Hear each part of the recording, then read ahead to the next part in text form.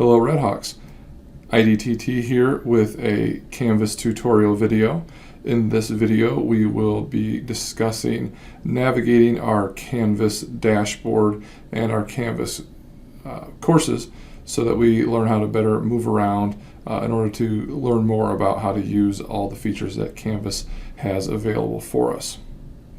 When you log in and access your Canvas account, you will land by default on your dashboard screen. Your dashboard may look slightly different depending on your view, but by default you should see what's called the card view. Card view just means that you have individual tiles for each of the courses that you're assigned to. You'll also notice that you'll see a section called Published Courses, which more than likely you won't have anything in that initially other than maybe one you've been added to, like a resource course. And the courses you'll actually be teaching would show up down under Unpublished. We'll cover more on published versus unpublished at a later time. But by default, you'll see that there are the individual tiles for your course, and that's how you would access each individual class, by clicking on each individual tile. There are other views if you want to look at those based on personal preference. There is what's called List View. In List View, it will show you just an history of your to-do list and things that you have coming up. If you're looking at your dates, you can also go to Recent Activity where you've accessed currently. Most people prefer the card view because it gives them an easy access to all their courses as they try to work around in their Canvas course. You'll also see on your dashboard on the side you'll have a to-do list and a coming up and a recent feedback. This is just going to show you when you have assignments posted that have dates attached to them, what's coming up in the future, what's going to be stuff that needs to be taken care of more immediately in the to-do list. Something to know, students do tend to use this probably too much in a lot of instances as their checkpoint on what they need to take care of. Sometimes they'll just access these directly and not even enter into the course.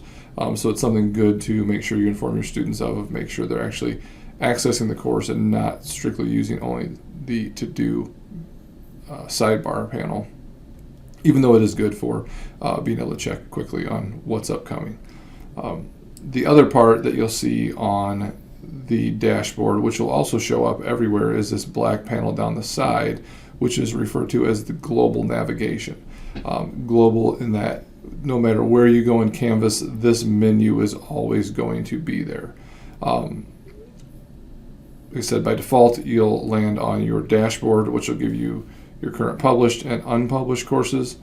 You can also go to Courses, and that will show you any courses and unpublished that you have now. You can also click All Courses, and that would give you a log of anything you've ever been enrolled in or had access to. The calendar will show you calendars for each of your courses, other calendars that you'd set up. There's a way that we'll have a video on eventually that will cover scheduling appointment times. Again, this is something that students use frequently to kind of see what their workload looks like for a given week. Your inbox will just show communications between you and your students and potentially other faculty or staff. Works very, very similar to email, but you can communicate through there. And again, we'll have more on how to use the inbox and the communication features in Canvas in other videos. History will just show you where you've been. The Commons is a way to access shared information that we'll have more information on. And then the help menu is always a good thing to keep in mind that it exists. You can contact us in IDTT directly here. You can contact the IT team. Link to our YouTube page, which is where you're finding this video right now. Canvas Guides for Teachers. This gets into more detail. This is actually the information from Canvas on how to use different things. So if you're ever looking for a little bit of a deeper dive into a topic, that's a good place to access.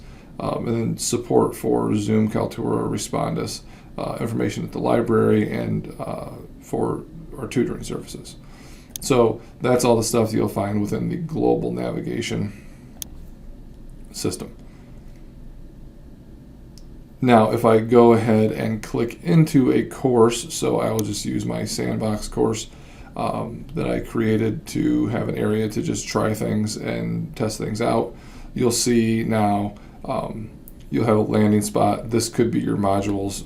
We'll talk more about how to set up a homepage later as well. But the other thing you see now is your course navigation. So you have your global navigation in black and your course navigation along the side. This only appears when you're in a course. By default, you'll have all of the links that are usable for you. You might look at this and realize there is not reason to have some of these displayed, so you can remove those. In order to remove those, you're going to scroll all the way to the bottom and you're going to find the settings option. And you're going to go to settings, and then you're going to go up here at the top and find the tab that says navigation. And then from the navigation tab, you can choose to have what you want to be displayed in this course navigation menu and what you don't want to have displayed. So let's say, for example, I don't have need for some of these items in my course.